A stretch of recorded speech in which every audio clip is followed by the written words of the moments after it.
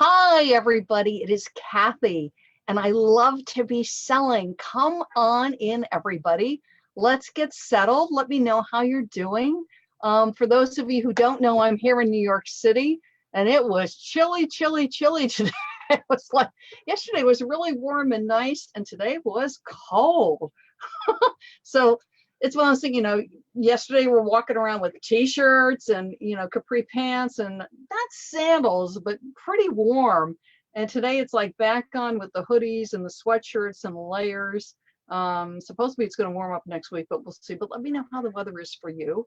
And we're going to talk keywords. I actually got several sales today this way, which is why I'm going to share with you. But let me just do a quick tech check, see how everybody is. But let me know how you are. Say hi. Let me know that you can hear me, and we will get right to work and talk about keywords that get you sales. And I'll explain what keywords are in case you don't know. But this is a great strategy. And I find that it works whether it's an item like a commodity item. A commodity item would be something like batteries or cell phone cases, even private label items. And it also works with long tail items. Now, long tail item is more like a collectible that you might have in your inventory for 6 months, a year, sometimes 2 or 3 years. But let's just see how everybody is. So hang on. Yay. Hi, everybody. Hey, Chris, how are you? Good to see you today. Lori, how are you? Thank you for joining me. We got Sandy, Dale, oh, good. We got everybody. We got the Poconos. We got Florida. Great.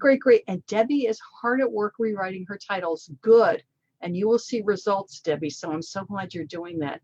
Be sure to grab that I gave you, okay, because that's going to help you a lot with the titles. But good. So come on in, everybody. It's still raining in Florida. Oh, I hear you, dude. It's like it's funny, in Manhattan, which is where I am, we haven't had rain, but it's really overcast.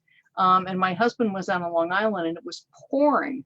So it's interesting that literally like half an hour away how different the weather can be. But anyway, so let's get right to work. Keywords, for those of you who don't know, keywords are the words that are in your listing. They're in your title. They are your item specifics, and they are in your description. And keywords are the words or the terms that are grabbed by eBay search, and then eBay feeds it not only to the algorithms in eBay search to help you to get found, but it also takes information, and keywords are a huge part of the information, and it feeds it to Google search, also Yahoo and Bing. And it's important to do well in Google search.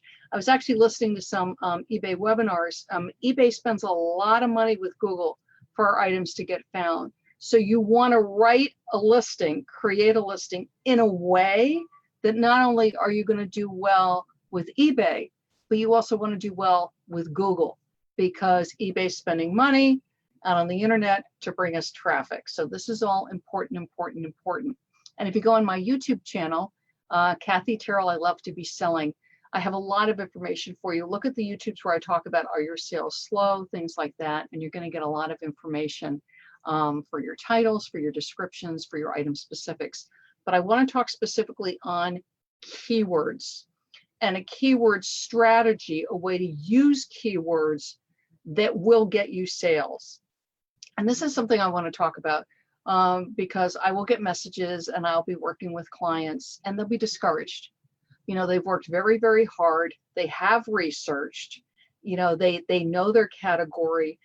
They know what keywords and phrases are going to be bringing them traffic. So they've researched solds, they've really looked at the item for the distinctive qualities the item has, the color, the shape, the size, the period, the markings, all of that. And they've chosen well, and they do their listing and they go, well, Kathy, I'm just not getting that many views. Not that many people are looking at my item. First of all, it takes about 30 days for Google to index your item. So I know it's hard, but you do need to be patient. So you definitely want to give it at least a couple of weeks before you go, oh, what's going on? And after a couple of weeks, if the views are still low, definitely take a look at it, because sometimes you'll think that you have picked the best words, but it's not. You're missing an important keyword. So always, double check, take another look at it. Have a seller friend look at it, and don't tell them anything. Just say, look at this listing. tell me what you think. Okay, you can hire a coach. I work on it with people, but just give it another look. And if you give it another look and you still it's thumbs up and you go, no, I've really got everything. Everything is great. Be patient. And I got several sales this way. And this is what I want to share with you, especially when you're selling more unique items, and not necessarily all the time even unique. It could be, it's a much larger size. It could be like a 4X or a 3X, when in the item that you're selling, the double X is really selling, or the XL is really selling, or you're selling a petite, or you're selling a color green or blue, and most of the listings are this one color and yours is a different color. It's more unusual. Again, it could be a period thing where there's a lot of similar items, mid-century modern, and your item is similar to that, but it's not. It's a different period. Perhaps it's Victorian, all that kind of thing. So definitely, write an accurate listing. Don't say something about your item that's not true. But what is important is that you have the right keywords. So the period, the brand, the color, the country that it comes from, if you're able to know that. All of that information is important to get in your title, your item specifics, and your description. And this is why it's not always how many views you get. What it's about is that you have format. I was actually working with a seller on this who's in a very unusual niche. And there's not a lot of sellers in this niche, because I was really working on this and I'm going, wow, there's just not a lot of people in this niche. Honestly, there's not a lot of shoppers in this niche. But when they come in, he is one of the few people that offer this, and he gets the sale. Why?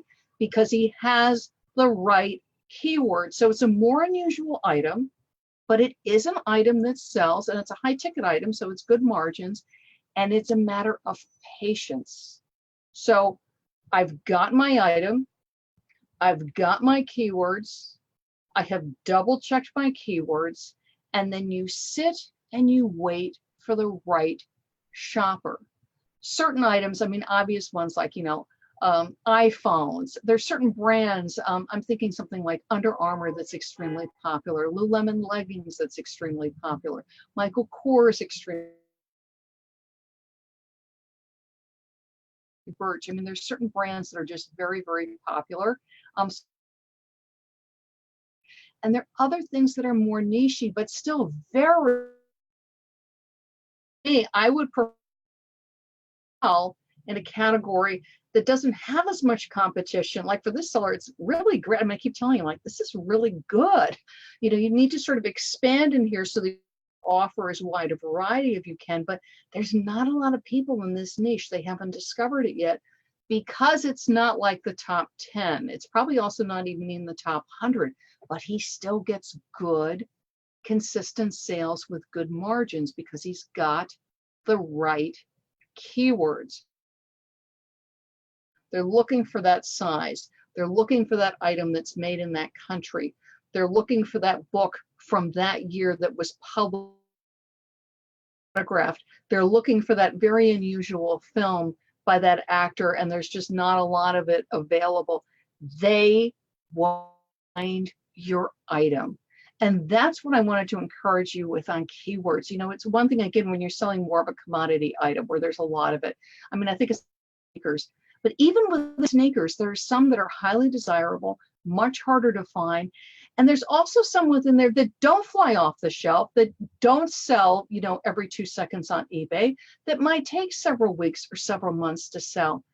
But it's an in demand because it will sell. You just got to wait a month or two for it to sell, and for good money. And that's where the research comes in. And that's where the keyword work comes in, so that you have the make, you have the brand, you have the distinguishing marks of the item, you have the color, you have the period. For each category, there's different things that are to be emphasized, and it's knowing what to emphasize. It's knowing suggested order for the keywords so that you're picked up by search well and by Google search well.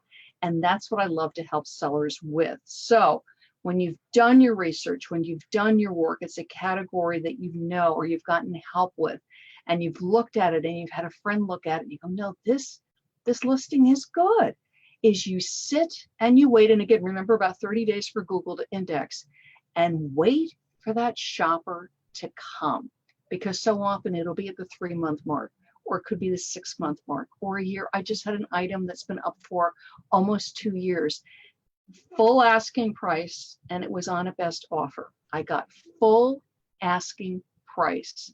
And it's one that I recently revised, because I look at it, I'm going, this really should have sold by now.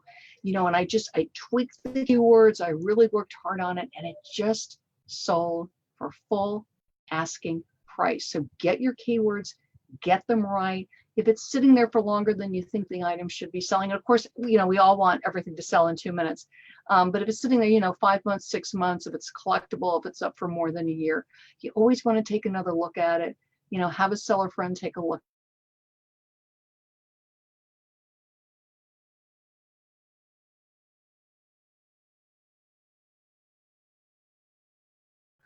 It's just not true. It depends on the item. It depends on the